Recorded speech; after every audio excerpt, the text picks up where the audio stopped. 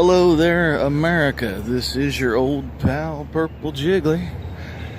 These little history things that I've been doing, people seem to like them, so I'm going to keep doing it. Today I find myself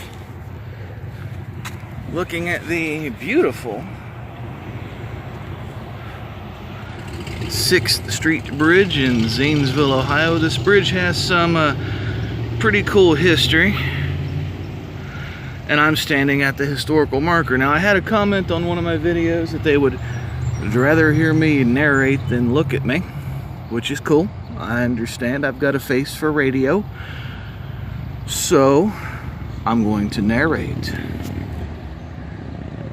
What I'm going to narrate is what these signs say, and I'll be taking pictures so that you can read them yourself.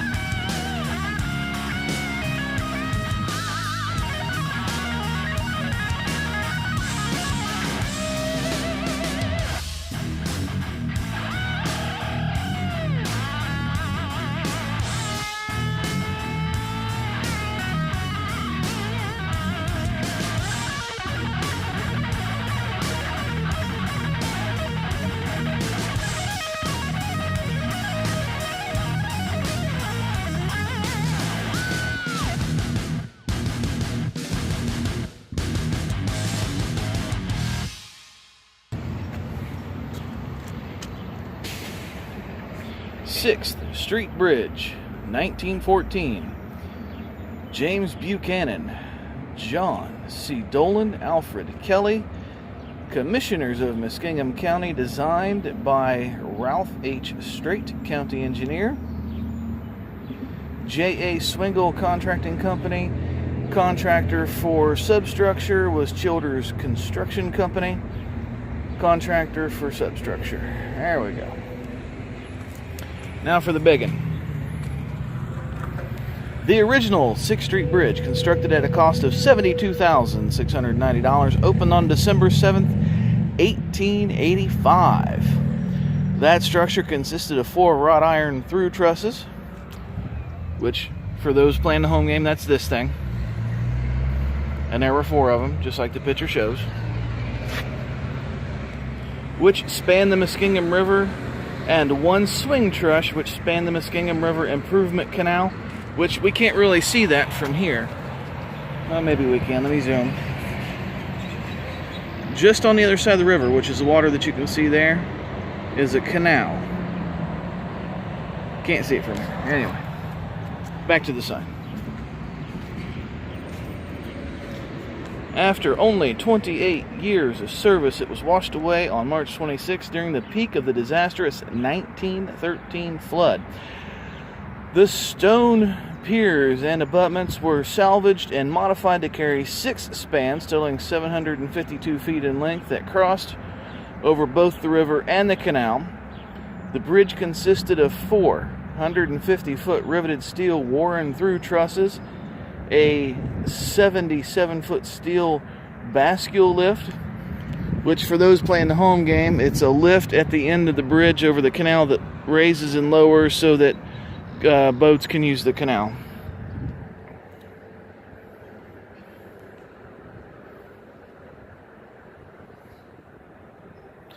and one 70-foot steel girder span. The second bridge, designed by County Engineer Ralph H. Strait, was built at a total cost of $190,000 and opened to traffic on September 16, 1915. This multiple span structure, replaced in the year 2000, was a good example of early 20th century engineering and construction. Now, in the year 2000, some of you will get that reference. I remember that bridge being taken down and this one put up in its place. Now, this particular bridge, I'm going to give you a personal side note here. The neighborhood that you can see at the end of the bridge,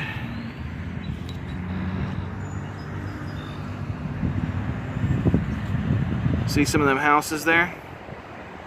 I lived in that very neighborhood not too long ago. And when the wind blows a certain way up the river here, this bridge hums.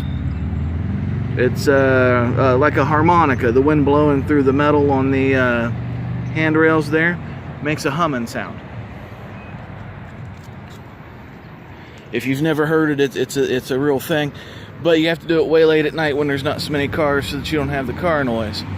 Now, there's another historical marker here because I am standing in what used to be the town of Putnam. And I'm going to get these branches off of here and out of the way so we can read this thing. Somebody needs to come cut their crabapple tree. But Putnam was part of the Underground Railroad. And the town of Zanesville and the town of Putnam fought and actually had skirmishes on that very bridge, which is why this marker is here. Alright, I think I got the branches out of the way enough. Zanesville's Underground Railroad, the tale of two cities. During the time of the Underground Railroad, Zanesville and Putnam were two communities separated by the Muskingum River with two distinct moral views. The people in Zanesville were pro-slavery.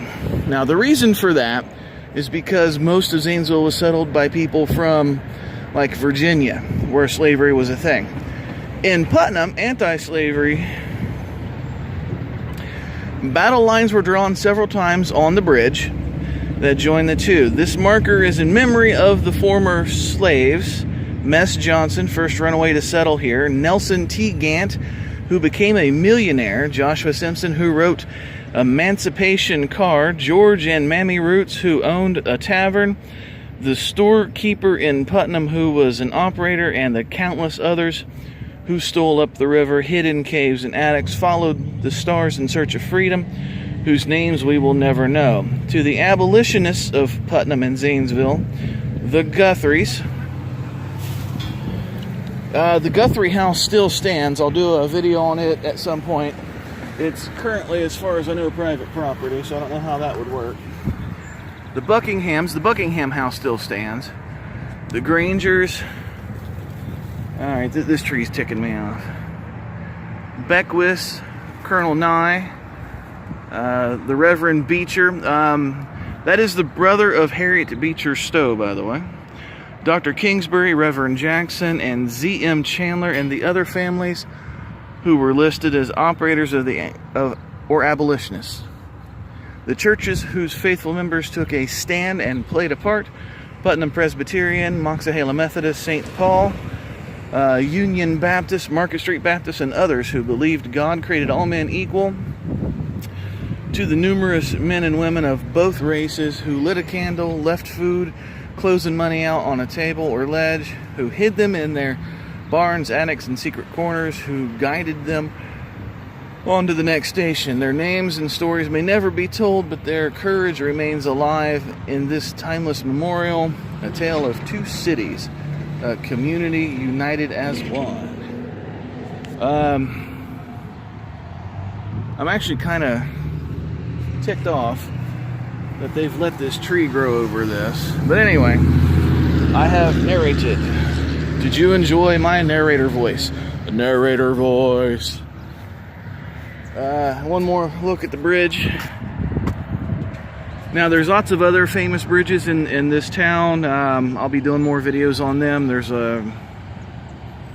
quite a few of them, and some that aren't here anymore because of that same 1913 flood. that destroyed the original bridge that was here. Anyway, thanks for watching.